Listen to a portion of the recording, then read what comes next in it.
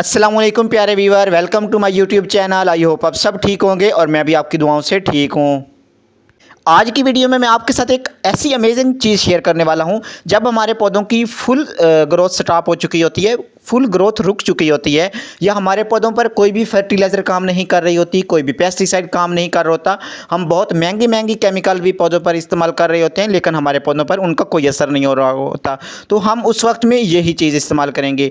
तो ये है बायो एंजाइम। वीडियो शुरू करने से पहले आपसे एक छोटी सी रिक्वेस्ट है, आप मेरे अगर चैनल पर न्यू आए हैं तो चैनल को सब्सक्राइब कर दें, लाइक कर दें और एक कमेंट ज़रूर कर दें। बहुत बार ऐसा होता है कि हमारे पौधों की अच्छी ग्रोथ चल रही होती है, बहुत अच्छे से ग्रो कर रहे होते हैं, लेकिन अचानक से उनकी ग्रोथ रुक जाती है, उन पर न्यू लीफ आना ख़त्म हो जाते हैं या उनके पत्ते मुड़ना शुरू हो जाते हैं। ये वो वक्त होता है जब हम अपने पौधों में बहुत सारी खादें इस्तेमाल कर चुके होते हैं, लेकिन हमारे पौधों पर उनका रिजल्ट आना ख़त्म हो जाता है। तो उसके लिए हम बायो एंजाइम बनाएंगे, घर पर एंजाइम बनाएंगे जो हमें मार्केट से बहुत महंगा मिलता है। उसके लिए हमें दो चीज़ों की ज़रूरत है। 1 चम्मच बॉयल राइस, बॉयल चावल जो हम घर में आमतौर पर इस्तेमाल करते हैं, दूसरा पुराना गुड़। ये दोनों चीज़ें हम 1.5 लीटर पानी में मिक्स करके रखेंगे 1 माह के लिए। 1 माह के लिए जब हम इस एंजाइम को रखेंगे तो हमें डेली एक बार ढक्कन इसका उतार के हमें गैस निकालना होगी इसकी। अगर हम काफ़ी टाइम के लिए रखेंगे तो ये बोतल लीक भी हो सकती है, गैसेस का प्रेशर ज़्यादा हो जाएगा, हमारी बोतल लीक हो जाएगी और हमें इस बोतल की जो अंदर गैसेस बन रही होंगी उनको निकालते रहना है डेली बेस पर। इस बायो एंजाइम को बहुत आसान बनाना है और घर पर बनाकर रख सकते हैं। बाहर से कोई भी चीज़ लेने की ज़रूरत नहीं होती, हम हर चीज़ घर पर तैयार कर सकते हैं, ऑर्गेनिक तरीके से तैयार कर सकते हैं, जिनको ना हमारे लिए कोई नुकसान है ना हमारे पौधों के लिए। इनऑर्गेनिक अगर हम इस्तेमाल करते हैं तो वो हमारे पौधों को नुकसान देती हैं। अगर हम ऑर्गेनिक पौधों के लिए कोई भी फर्टिलाइज़र पेस्टिसाइड घर पर बना लेते हैं तो हमें यकीन होता है कि हमने फुली ऑर्गेनिक बनाया है, इसका ना तो हमें कोई नुकसान है ना ही हमारे पौधों को कोई नुकसान होगा। तो आप इस तरह की बायो एंजाइम भी घर बनाएं, पेस्टिसाइड भी घर बनाएं और फर्टिलाइज़र भी घर तैयार कर सकते हैं। तो हम इसको रखते हैं 1 मंथ के लिए।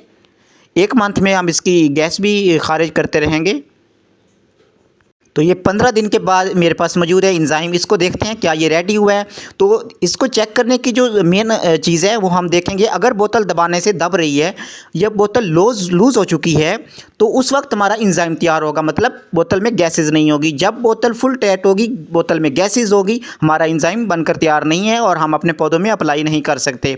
जब बोतल की बिल्कुल जो गैसेज हैं वो बिल्कुल ख़त्म हो चुकी हैं, गैसेज बनना ख़त्म हो चुकी हैं या हमारी बोतल दबाने से दब जाती है, लूज़ नज़र आती है, तब हमारे ये हम अपने पौधों में इस्तेमाल कर सकते हैं। जिस तरह अभी मैंने आपके सामने ढक्कन खोला तो ये देखें बहुत ऊपर की तरफ आ रहा है। जितना भी मटेरियल था इसमें जो हमने गुड़ डाला, ये गुड़ तो बिल्कुल डिज़ोल्व हो चुका है। उसके बाद राइस हैं वो अभी कम्प्लीटली डिज़ोल्व नहीं हुए, ऊपर की तरफ उठ रहे हैं, तो ये अभी हमारे पास एंजाइम नहीं बनकर तैयार हुआ। तो इसको 20 से 25 दिन या 30 दिन लग सकते हैं तैयार होते। 30 दिन के बाद हमारे पास एंजाइम बनकर तैयार है। अब ये एक ऐसी चीज़ हमारे पास तैयार है, जब भी हमारे पौधों के ऊपर कोई भी फर्टिलाइज़र नहीं काम कर रही होगी, जब हमारे पौधों की ग्रोथ रुक चुकी होगी, तो हम इसका ही इस्तेमाल करेंगे अपने पौधों में। इस्तेमाल करने का ये है, 1 लीटर में हम ½ लीटर डालेंगे। उसके बाद हम अपने पौधों में ये 2 तरह से इस्तेमाल कर सकते हैं, या तो हम स्प्रे की सूरत में अपना इस्तेमाल कर सकते हैं या हम इसको गमलों में डायरेक्ट मिट्टी में दे सकते हैं।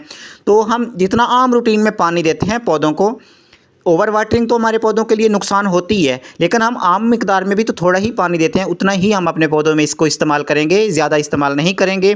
हमारे पौधों की रूट्स तक ये पहुंच जाए, बस हमें 1 गिलास या ½ गिलास ही पौधों में देना है आम रूटीन से जितना हम पानी देते हैं। दूसरा, हम इस पर स्प्रे कर सकते हैं। जब भी आप ऑर्गेनिक पेस्टिसाइड का अपने पौधों पर इस्तेमाल करते हैं या स्प्रे करते हैं तो आप अच्छे से स्प्रे कर दिया करें, इसका कोई नुकसान नहीं होता।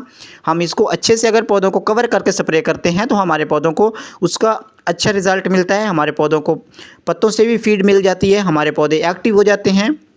पौधों पर स्प्रे करते वक्त आप एक चीज़ का ध्यान रखा करें, बहुत सारे कीड़े ऐसे होते हैं जो हमारे पौधों के पत्तों के पीछे छुपे हुए होते हैं, जो हमें नज़र नहीं आते। हम फ्रंट साइड पे इसका स्प्रे कर देते हैं। बहुत सारे पेस्टिसाइड का, बहुत सारे जो पौधों के लिए अच्छी होती हैं ऐसे केमिकल्स या बायो एंजाइम घर पर तैयार करके हम अपने पौधों में डालते हैं, तो हमें पौधों के फ्रंट साइड पर डाल देते हैं, लेकिन वो कीड़े ऐसे होते हैं जो हमारे पौधों के बैक साइड पर छुपे होते हैं।